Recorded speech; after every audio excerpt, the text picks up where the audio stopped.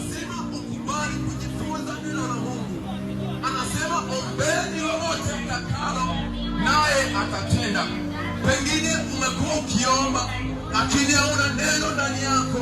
Sasa mfumo wa kimungu uko hivi: ili Mungu akutendee, ni lazima uombe kupitia neno, uombe kwa ahadi, uombe kwa ahadi ili Mungu aweze kukujibu.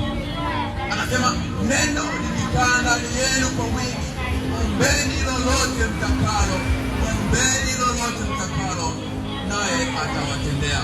Sasa asubuhi ya leo umekuwa ukiomba kupata mtoto, umekuwa ukiomba biashara yako ikue, umekuwa ukiomba juu ya baadhi ya watoto wako ambao wameenda kinyume na mapenzi ya Mungu. Suluhisho ni moja tu: ni lazima ujifunze kunyenyekea magotini kwa Mungu. Ni lazima ujifunze kunyenyekea magotini kwa Bwana na kujifunza.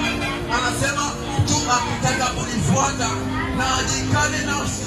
Kujikana nafsi maana yake yale maisha ambayo aliyeishi Kristo hapa ulimwenguni, ni lazima na wewe kama Kristo ufuate zile hatua ili uweze kufikia wokovu ulio wa hali ya juu.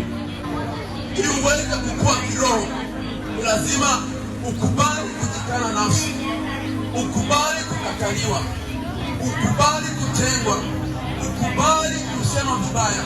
Hauwezi kukua katika Ukristo, hauwezi kukua kiroho kama ungekubali kutengwa.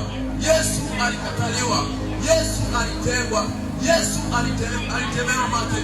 Nami ninakusisitizia mpendwa, asubuhi ya leo usione kwamba ni vibaya watu wanapokutenga, watu wanapokukataa. Yuko Yesu Kristo ambaye anasema